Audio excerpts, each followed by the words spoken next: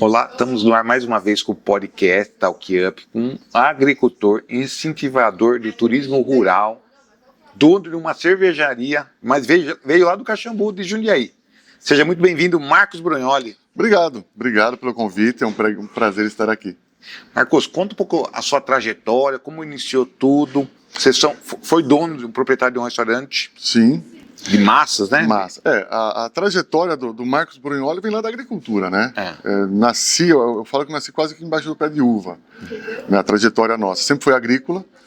E aí, depois de um certo tempo trabalhando na agricultura, já quando eu tinha meus 18 anos, eu comecei a fazer mercado em São Paulo, né? Vender a fruta direto. Meu pai já fazia isso com meu avô, aí depois eu comecei com meu pai, e aí eu fiz o mercado em São Paulo. Então, trabalhava na agricultura, na safra, ia para São Paulo para vender a fruta, né? Para comercializar.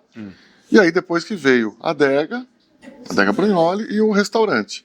A agricultura nunca saiu, né? Mas foi ficando um pouco mais devagar e a gente ficou mais para a parte do comércio e do turismo. E, ó, o vinho do Papa é aqui da cidade de Jundiaí, né? A vinho do Papa foi lá do Mazieiro, né? Lá do Mazieiro. Uma família muito tradicional de Jundiaí, um pessoal muito bacana, né? Onde saiu o vinho do Papa, aqui de Jundiaí, da nossa terra, né? Isso é bacana, né? Muito bom. E você plantou muita uva? E na sua época era sazonal a uva, né? O plantio, a safra, né? Era sazonal. Era sazonal. A uva, plantei muita uva, já trabalhei muito na terra. O plantar não é difícil. Vocês precisam ver para enxertar um pé de uva. Cara, acaba com o joelho. Porque é ajoelhado, né? Você vai fazer. Você é baixinho também, né? Então, baixinho e um físico favorável para isso. Então, você abaixar pé por pé, levantar, abaixar. Cara, isso aí é um trabalho muito pesado.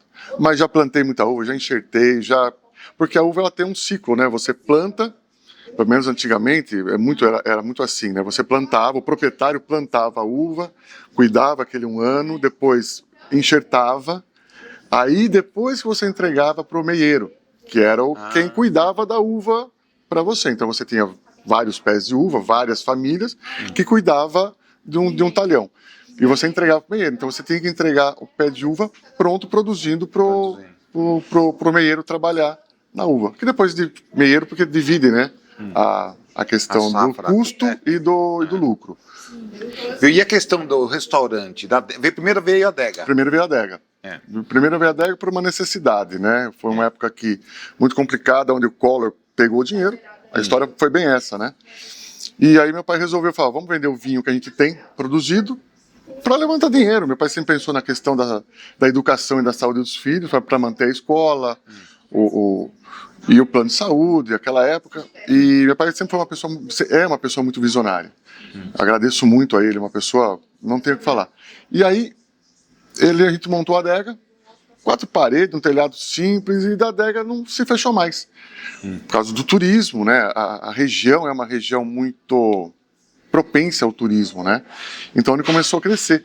E naquela época só existia, se eu não me engano, a adega do Mazieiro e a do Português.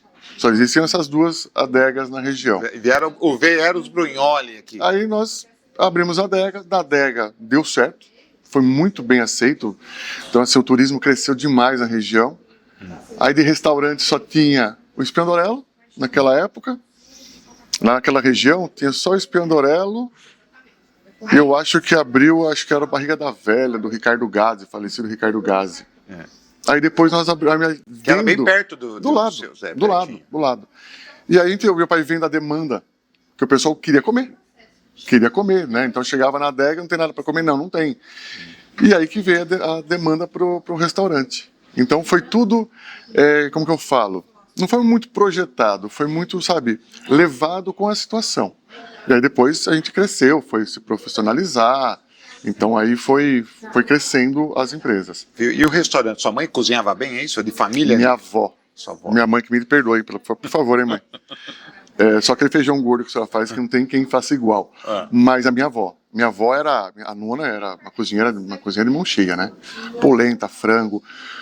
Porque antigamente, na época de 1952, 55, quando fizeram a primeira cantina, meu tio-avô, a minha avó cozinhava. Minha avó e a sogra dela, a nona. E E o pessoal ia comprar vinho, elas matavam a galinha e faziam um frango, e tinha a polenta. E eu acho que isso nasceu dela, da minha avó, a questão da cozinha.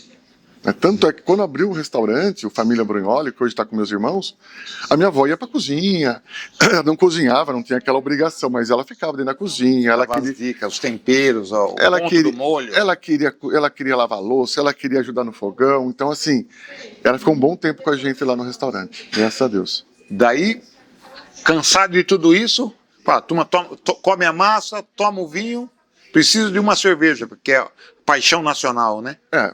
A cerveja, eu sempre fiz cerveja um pouco, né? Eu fazia cerveja em casa e nasceu a questão da cervejaria, né? Já tinha saído das empresas com meus irmãos, né? Então, em 2014, eu saí da sociedade, do restaurante Família Brunholi e da adega. Fui trabalhar em outra área, na área pública, e depois eu construí a cervejaria, o ponto de venda da cervejaria. Fiz primeiro o salão de eventos, que hoje é o Brunholi Eventos, e depois eu fiz o prédio para servir a cerveja lá na cervejaria, lá no Caxambu, que é do lado, são propriedades uma do lado da outra. Você fala da vida pública, né? Foi você que expandiu a região do Caxambu, Toca, Roseira, o turismo rural, né? O turismo rural. Foi, na época que eu trabalhei na prefeitura, a questão do turismo, ele ficava no desenvolvimento econômico. E eu pensei, poxa, por que está no desenvolvimento econômico, sendo que Jundiaí é uma área que tem muito verde? Nós temos a Serra do Japi de um lado e temos a área agrícola de outro. E a agricultura de Jundiaí é muito rica, né? A agricultura de Jundiaí é riquíssima, com pessoas super competentes. E eu falei assim, poxa, vamos agregar o turismo na questão do turismo rural, porque não tem por que andar separado, né? Porque o turismo de negócios, ele vai trabalhar só no turismo de negócios. O turismo rural, ele consegue também trabalhar no turismo de negócios, mas ter também o viés na parte rural da cidade, né? E assim, e ajudou a desenvolver, abriu muitos restaurantes. Muitos. A própria área de eventos lá ficou riquíssima, chácara, né, espaço. Tudo. Eu acho que, a certeza que Jundiaí hoje, um potencial do turismo é gigantesco. Da parte das indústrias que nós temos, porque hoje, por um exemplo, o salão de eventos que eu tenho ao lado, o pessoal fala, salão de eventos não é turismo. Muito enganado. Eu tenho muitos eventos de negócios da área industrial da cidade, das empresas. Tenho muitos eventos, casamentos. Já visto o casamento que eu fechei semana passada. O noivo é de São Paulo, a noiva, se eu não me engano, é de Matão. Olha só! E eles, para ficar próximo, procuraram uma cidade com charme dessa questão da agricultura, de um lugar mais pitoresco, e vão fazer o casamento no Caxambu. Então, assim, e está fomentando o quê? A economia, os hotéis, porque todo mundo vai ficar nos hotéis em Jundiaí, vão consumir nos restaurantes de Jundiaí, vão abastecer seus carros na cidade. Então, assim, isso fomenta o negócio, a economia muito, né? Então, isso é importante. E quando se fala em turismo rural, se afasta o agricultor? A família que produzia, o meieiro? A agricultura de Jundiaí mudou muito, né? Na verdade, a agricultura de uns 20 anos mudou bastante, né? Então não existe mais aqui, pelo menos na nossa região, aquele agricultor que coloca a enxadinha nas costas, o borná, aquele chapéu de palha. Isso caiu, já não existe mais. Hoje a agricultura é mecanizada, ela é de tecnologia, mesmo aqui com a uva, com a agricultura que nós temos, ela tem um potencial muito grande nessa questão de tecnologia, de mecanização agrícola, e ela só está sobrevivendo por isso. Porque a mão de obra é muito difícil, né? Então os agricultores eles tiram um coelho da cartola por dia. São batalhadores, são lutadores. A gente depende deles para tudo, né? Mas mudou muito também as leis, né, Marcos? Muitas leis mudaram, né? Rio, água, proteção permanente, né? Então, eu concordo que tem que ter proteção, tem que ter as leis, mas tem algumas leis que são leis burras, porque fala que tem que preservar.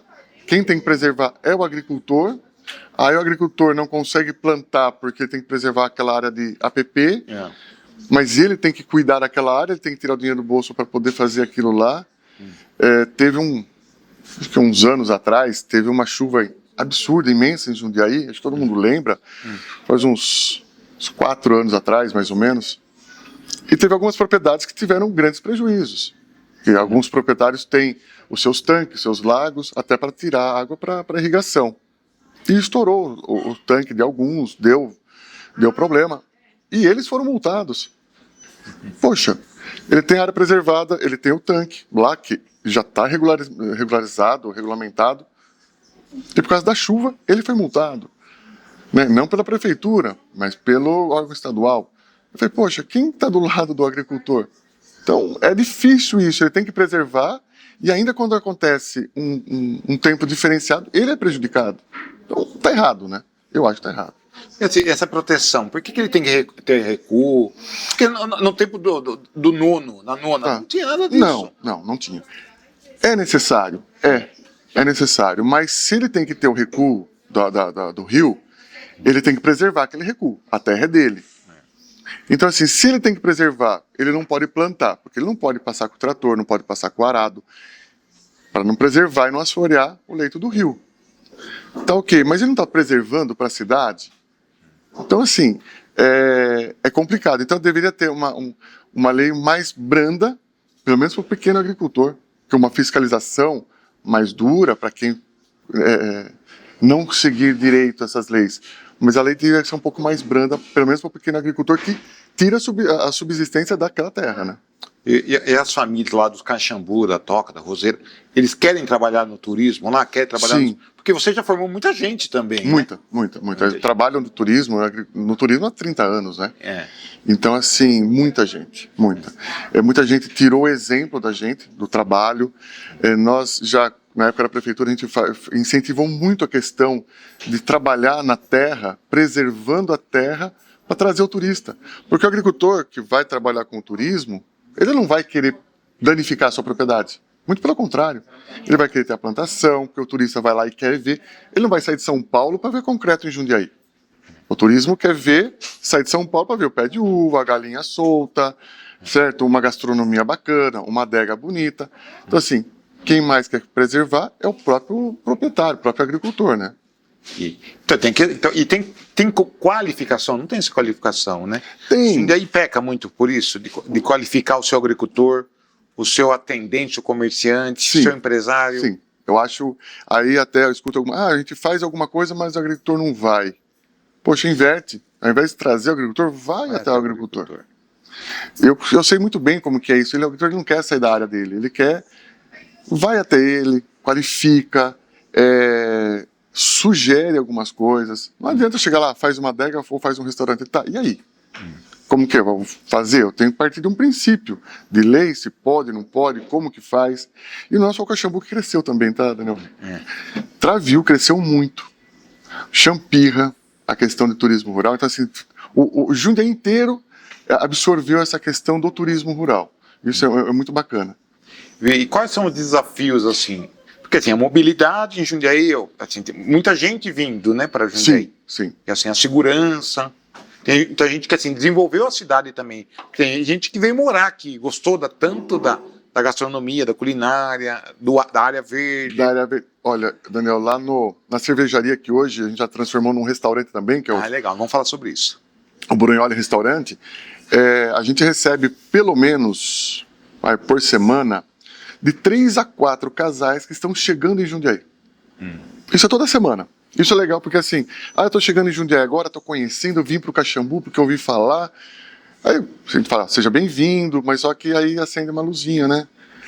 Para nós comerciantes, para a empresa, para a indústria, para a prefeitura em questão de arrecadação, legal. Mas e para a qualidade de vida de quem já vive aqui? Eu não quero ser egoísta, mas a gente tem que pensar na nossa cidade. Na saúde, na educação, né? Na nossa cidade como uma cidade boa para se morar. E daqui 10, 15 anos, meus netos, meus filhos, terão a mesma cidade com uma qualidade boa para se morar. Então isso é preocupante. É preocupante. Não adianta você querer colocar a cidade de São Paulo dentro de Jundiaí. Vai chegar num ponto que vai virar um Osasco, que fica apertado, que é só indústria, que é só concreto. Então, eu fico preocupado com essa situação, realmente. E muito se cria, né? Tem a rota da uva, agora a rota da cerveja, né? Sim. Esses roteiros turísticos é importante para delimitar uma região. Eu acredito que extrapolou um pouco já, sabe? Que é rota para tudo.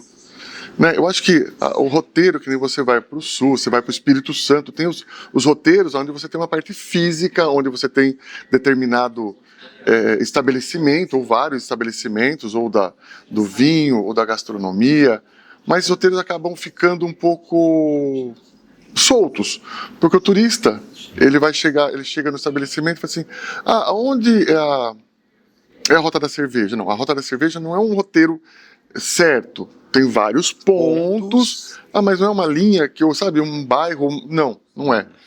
Assim, então foram criados vários roteiros que eu acho que não haveria necessidade, a minha opinião. Eu acho que o que teria já a Rota do Vinho, a gastronomia, a italiana, o Traviú, o Caxambu, então assim, já tem uma estrutura. Então criar rota por criar, só para colocar um nome para agradar A ou B, eu acho que não seria necessário. Assim, em Jundiaí, assim, sempre foi a festa da uva, a festa do morango, a feira da amizade. Feira da amizade. Então, assim, e o que isso atrapalha para o comércio, para a rota da cerveja, para a rota do vinho? Nada. A festa da uva, muito pelo contrário. Lógico, quando tem festa da uva, o movimento no comércio naquele final de semana diminui. A gente conversa com vários empreendimentos, donos de restaurante, fala, poxa, a festa da uva diminui o nosso movimento. Só que ele depois dá um movimento após. Um rebote, né? Um rebote. Então, nós atendemos hoje, no Caxambu, no meu restaurante, muitas pessoas que são clientes fiéis, ativos, que eram da festa da uva do ano retrasado. Que vieram para a festa da uva, que foram conhecer a cidade, voltaram para a cidade, gostaram da cidade. Então, eu acredito que isso só enobrece a cidade, só cresce. Momentaneamente, pode ter uma diminuição do movimento nos estabelecimentos, mas o movimento pós é muito melhor porque é um movimento que solidifica, que agrega na cidade e no comércio. Você saiu você saiu da família Brunholi, a família Brunholi, mas não saiu de você, porque você é Brunholi, mas você tem uma outra área, uma outra vertente, que é a cervejaria, espaço, e tem um restaurante hoje. Então, o pessoal às vezes confunde, né? Até nessa mudança que a gente fez agora de cervejaria para restaurante. A cervejaria já tem 8 para 9 anos, vai bem, mas aí o pessoal procura alimentação, procura comer bem, comer farto. E eu sempre gostei de gastronomia, né? Sempre cozinhei, não dá para esconder isso. Não dá para esconder, né? Então, qual foi a ideia? Hoje a cervejaria, ela atende lá no espaço, onde é o restaurante. Então, nós temos degustação de cerveja, quem quer fazer um evento vai lá degustar. Tem a estrutura de equipamentos de chopeira para fazer eventos fora. Nós temos os nossos, como que eu falo? Os nossos pontos de venda, que são empreendimentos que trabalham com a nossa cerveja. Isso continua. A gente vai trabalhar na Festa da Uva, vai ter a Oktoberfest agora do Polo Cervejeiro. Então a gente está junto, está movimentando a questão da cerveja. Mas o ponto fixo hoje, o prédio, ele mudou de nome. Então é o Brunholi Restaurante. Então hoje nós temos 4 áreas. Nós temos o restaurante, a cervejaria, o espaço de eventos, e no espaço de eventos também tem o buffet. Então nós temos, a pessoa faz o evento com qualquer buffet, mas se quiser o nosso buffet, tem o nosso buffet também. Então nós atendemos 4 áreas comerciais. E eu, como agricultor que nasci com o pé na terra, né, cara, eu trabalhava, a minha paixão era andar descalço no sítio, que a terra é fresca, é gostoso, sem camisa, de bermuda. Eu era moreno, hoje eu sou branquelo, né? Mas eu era moreno de tanto andar no sol sem camisa. Mas eu tenho a parte da agricultura ainda, eu tenho produção em Jundiaí, eu tenho produção, não de uva mais, questão de mão de obra. Mas hoje eu consegui fazer minha propriedade produtiva com baixa mão de obra, eu tenho plantação de castanha portuguesa. Eu acho que deve ser a única propriedade de Jundiaí que tem castanha portuguesa plantada comercialmente na cidade. Você gosta de coisa mais sazonal mesmo, né? A castanha portuguesa é bem sazonal. Mas o bom dela é que a mão de obra dela é muito pequena, né? É muito pequena. E no seu restaurante, qual que é a gastronomia? Italiana? Massa? Massa. Mas se você quiser comer uma carne, parmegiana, carne, risoto, massa. Mas a gente focou bastante agora para massa. Tem as porções ainda que a cervejaria tinha. Tem bastante porções. Que precisa preservar isso. Precisa preservar, por causa da cervejaria, mas tem as massas. Tanto é que na sexta-feira à noite tem o rodízio de comida de boteco, que deu certo e nós não tiramos. Na verdade, nós agregamos agora no almoço de sábado e domingo o rodízio de massa. Quando você vai para o Rio Grande do Sul, que sempre tem aquela sequência, que vai o frango, vai a polenta, vai o risoto da nona, e o pessoal vai passando as massas. Então nós agregamos o rodízio de massas no restaurante. Vai ficar um pouco diferente do que tem aí. Você já veio da agricultura, nasceu embaixo no pé de uva. Nasci embaixo do pé de uva. Qual que é a maior dificuldade? A mão de obra hoje. A mão de obra. Assim, é mais difícil na agricultura ou no comércio? Na agricultura. Na agricultura. Veja só, a agricultura você trabalha embaixo do sol, da chuva, do frio.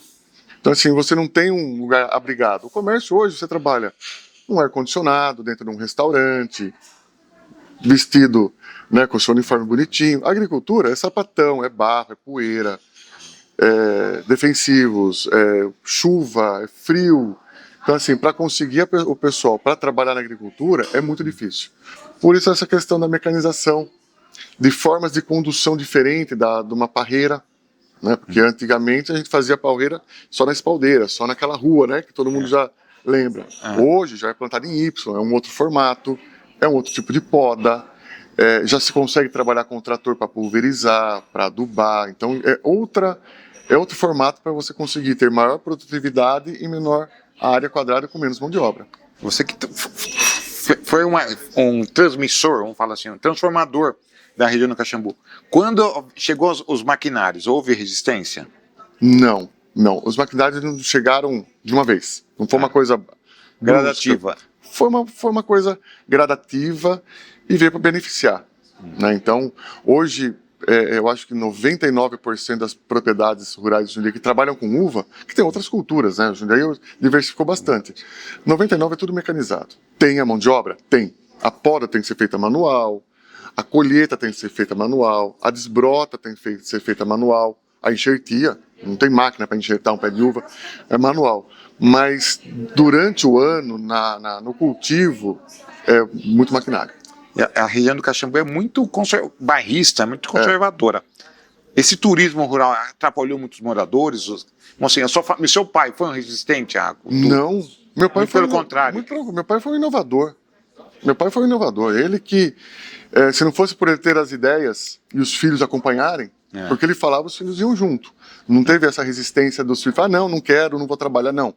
Muito pelo contrário. Eu, meu irmão Paulo, meu irmão, minha irmã Sandra, sempre a gente foi acompanhando o pai. Ele falava, a gente ia atrás, melhorava e fazia. Tanto é que hoje meu pai está aposentado, né? Ele vai nos restaurantes, tanto meus irmãos, o meu, para jantar, para almoçar, tomar um vinho, tomar uma cerveja. Mas ele hoje ele curte. Ele viu esse crescimento. Ele viu esse crescimento. E acho que ninguém do bairro pode falar que veio para atrapalhar. Lógico, tem a questão do trânsito, da mobilidade. O Caxambu sempre existem promessas, aí vários anos, né?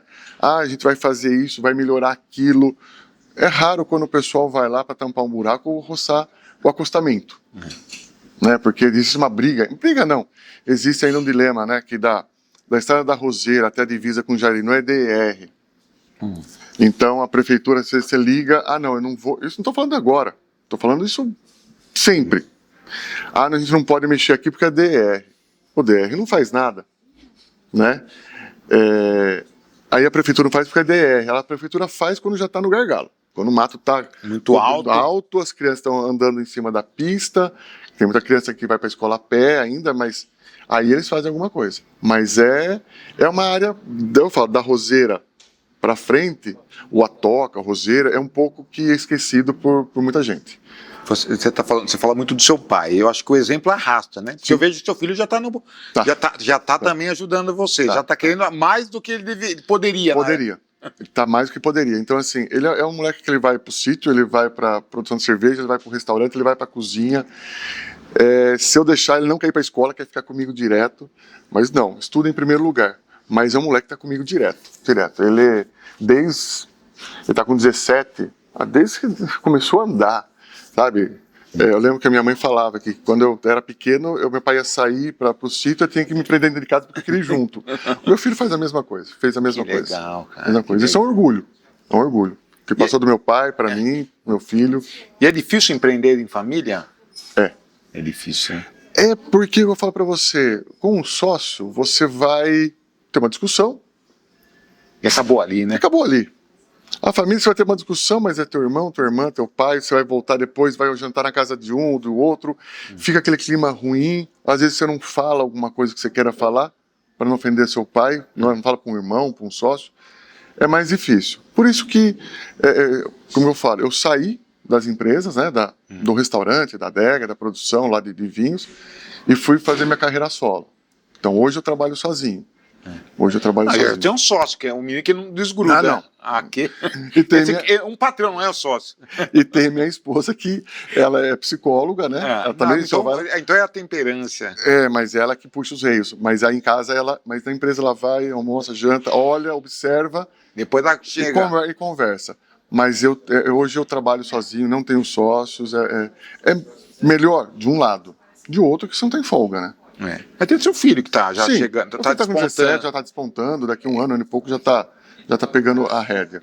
E qual que são os desafios para a gastronomia, para a culinária, para o desenvolvimento lá do Caxambu? Já chegou no limite? Tem espaço? Não, acho que tem espaço. Tem espaço para todo mundo. Tem espaço para todo mundo. Você vai num domingo pro Caxambu, você pega a fila lá no Jundiaí-Mirim. Eu falo, não é só o Caxambu também, você pega o Travil, né, o Travaitália, o Bela Matina, que são 2 estabelecimentos excelentes, tem outros também, mas são lotados. Então, assim, Jundiaí tem essa questão da culinária, da tradição italiana, do vinho, agora da cerveja, que é muito forte, né? E estamos próximos a São Paulo, estamos a 40 minutos de São Paulo, 60 minutos de São Paulo, o maior polo que gera riqueza no Brasil. Então, assim, consumidor, né? Então, assim, é muito forte. Tem espaço para todo mundo.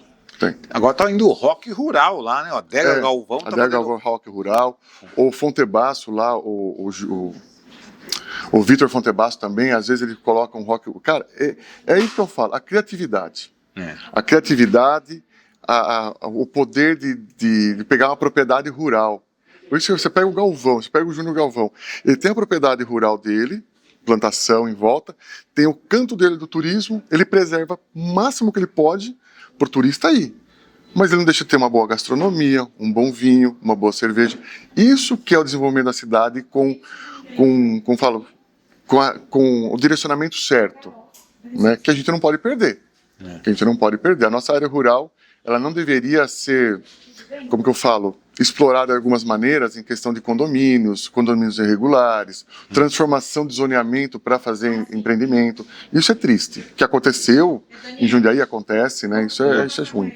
Quando fala para você, vou mandar você para a roça, você fica contente, né? Não vou falar palavrão aqui, eu fico pé da vida, cara. Porque a roça não é pejorativo. Quando fala, vou mandar você para a roça, ele está falando assim, poxa... Eu jogo você para a lona, né? Para a lona, vou mandar você para o lixo. Não, a roça não é pejorativo. Muito pelo quantas pessoas que moram em centros urbanos e que não querem ir para a roça, que ele sonha em ter um cantinho de terra com um laguinho para ele pescar, uma casinha bonitinha para ele curtir, para passar a sua velhice. Então, assim, a roça não é pejorativo. Muito pelo contrário.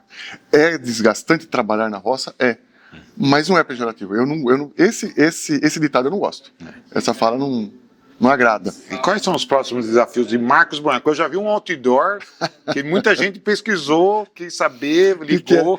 Porque como a cervejaria levava meu nome, né? Cervejaria Marcos Brunholi leva meu nome. Então a gente quis colocar alguma coisa assim. O que Marcos Brunholi né? Aí tem pessoas que falaram que era candidato. Eu falei que se eu for candidato só se for ao Senado, né? Que era candidato. Não, na verdade, uma alusão à cervejaria, né? O que a cervejaria Marcos Brunholi é. Então, assim, ela também é um restaurante. Então, por isso que saiu essa lacuna. Os desafios e o futuro de Marcos Brunholi. Não é que é incerto, a gente tem já tudo mais ou menos na cabeça. Meu filho já com 17 anos, daqui 2 anos, ele já está assumindo alguns ramos da empresa, onde eu possa ficar mais livre para fazer uma coisa que eu gosto, que eu comecei na política há pouco tempo, né? Tem daí 10, 12 anos. Gosto da política, vivencio a política e quem sabe daqui uns 2 anos ajudar a cidade de Jundiaí, ajudar os nossos governantes, ajudar a melhorar essa cidade e não deixar a área rural ficar muito espremida, né? Então, o Brunholi pode ser que... Desponte para alguma coisa. Marcos, adorei conhecer você, bater papo pessoalmente contigo. Eu que agradeço. Sempre admirei seu trabalho. Você Obrigado. ajudou a desenvolver demais Jundiaí e a Obrigado. região lá do Caxambu, que assim, não era bem olhada, eu acho, há anos atrás, né? Era rotulado. Então, eu quero agradecer. Eu que agradeço Espero a todo que tenha mundo que está nos gostado. vendo. Agradeço o convite. Para mim é uma honra falar de Jundiaí. Que Né? bom. Meu, Jundiaí. meu, Seu bisavô era jundiaense, né? meu avô. Avô. O meu bisavô veio da Itália, mas meu avô nasceu em 1911, mas ele nasceu em Jundiaí. Ele saía do Caxambu para vir para o centro da cidade de carroça, a pé, demorava meio-dia para ir e voltar. Então, assim, eu amo essa cidade não tem como não amar, porque meu avô nasceu aqui, fez família, meu pai, eu estou fazendo história, meu filho está vindo aí, então está aí, né, trabalhando, minha filha. Então, assim, é uma cidade que eu tenho no coração, sempre vou amar e sempre vou preservar. Sempre. Jundiaí, para mim, é tudo, né? Eu falo que Jundiaí é um oásis no meio do deserto. Então, Marcos Brugnoli, de Jundiaí para o mundo. Muito Muito obrigado. Eu que agradeço. Obrigado a todos.